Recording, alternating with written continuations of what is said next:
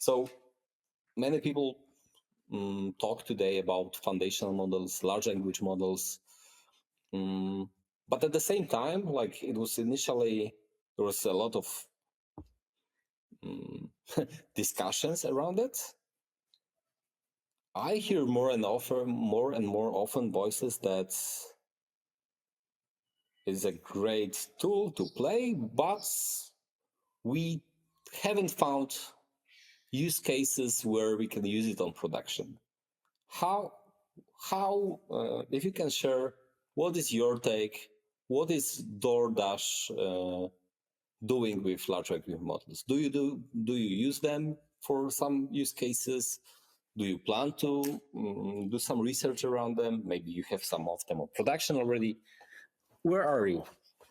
Yeah, this is a very fascinating topic. I think that's like most other companies, we have a blog out about this. If you haven't seen it, do take a look. But we want to explore and figure out how this can help us in a number of areas. But obviously, still in a very new. This is a new technology. We want to do it in a safe manner, and along the way, trying to really understand what are some beneficial use cases for it. What we have seen in a company where they take LLMs or OpenAI, for example, are extremely useful for some of the offline use cases that we're testing it out. I expected actually online kind of support, customer support, but offline is interesting. Support too, but we want to take a cautious stand on this, right? Because it's actually involving users. So we want to do in such a way that is safe, meaning we start to integrate into our support systems, but do it in a co-pilot manner. So the agent actually have complete control whether to use that what's being generated or not. So support is definitely, I think most team or most company, that's an area that makes a lot of sense to start applying these technologies to it. But it would be still considered as online, right? Yeah.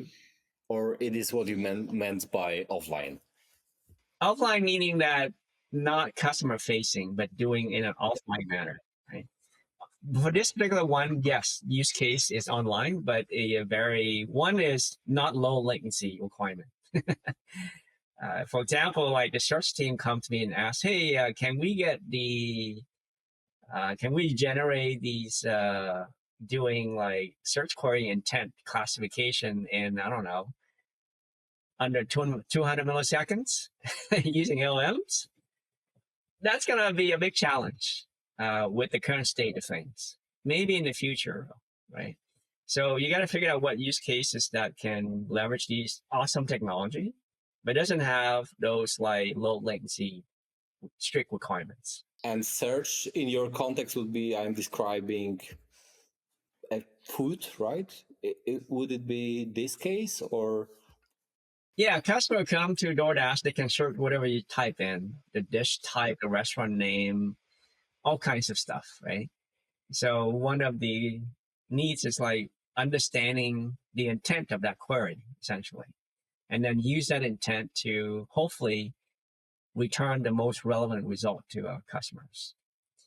So yeah, it's been fascinating in terms of us like seeing how LMs can be applicable for multiple use cases in the company, from external facing product to internal productivities, in terms of generating labels for some of the needs that we have in the company as well. So it's pretty fascinating. I think it's going to be very powerful as we figured out more and more how to work with these technologies. And how does it impact your team? Because what you mentioned so far, it sounds more as a job, like at least initially for researchers, definitely for data scientists to figure out whether it can be applied or not, but not so much, at least yet, a task for ML platform team. Do you have some? We're starting to, and I think the couple pieces that we are, start to look into or work on One of them is undoubtedly there's going to be cases where they're going to need to do some fine tuning with open source model, right? So that's where the ML platform team can come in and help various products team to do that efficiently and easily. We can potentially be the one that help, doing some benchmarking based on our internal data across the different models for the company as well. And then hosting these internal or open source or fine-tuned models internally is another aspect that the platform can provide to the rest of the company. So it will be open source models and, of course, fine-tuned open source, right? Because now the question is like, how many use cases will need that moving forward? So that's something we need to figure out as a company.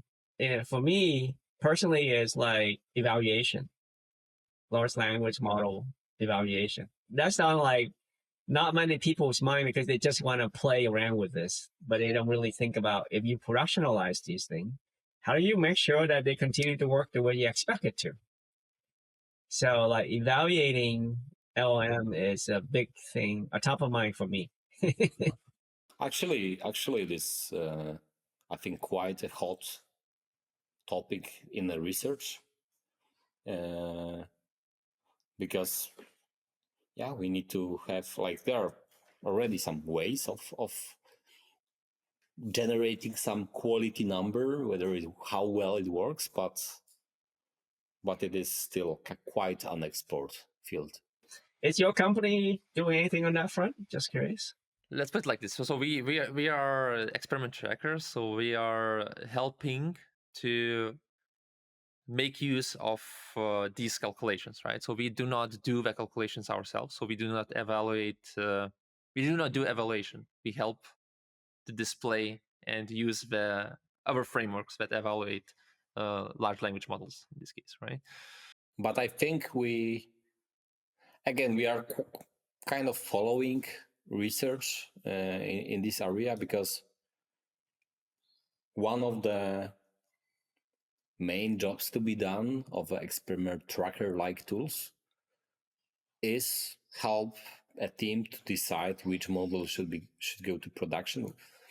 Of course, understand why, debug it, but with more traditional machine learning or deep learning, usually you had a metric. You did this.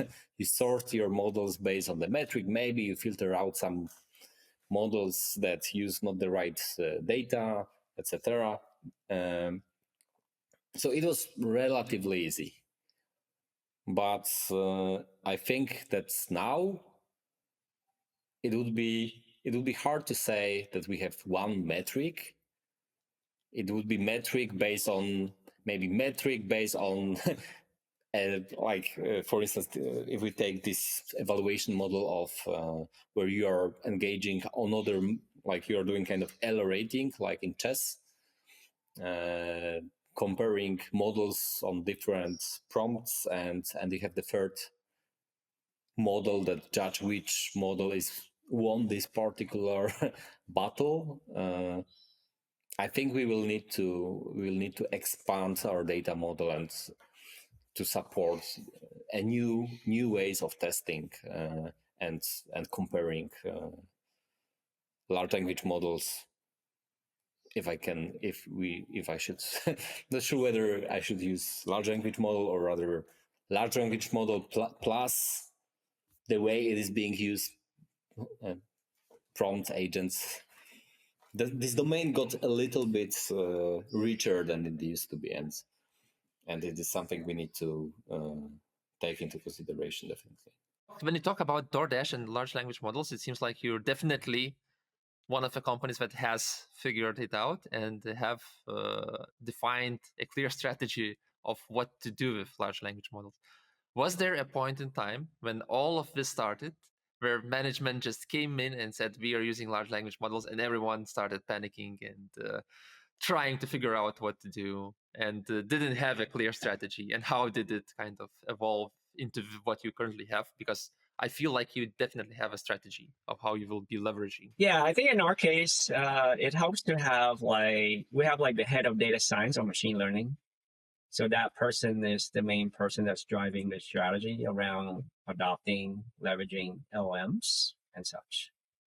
So that person has, worked with leadership team in terms of educate the rest of the leadership team in terms of how this might help us and what are the strategy in terms of exploring and identifying potential use cases that we can start with small and then figure it out along the way.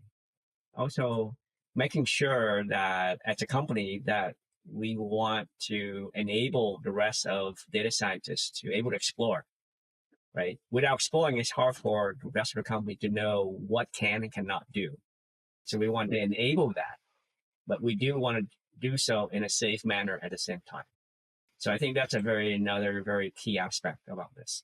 It's not like some data scientists sit in the lab and do their own thing.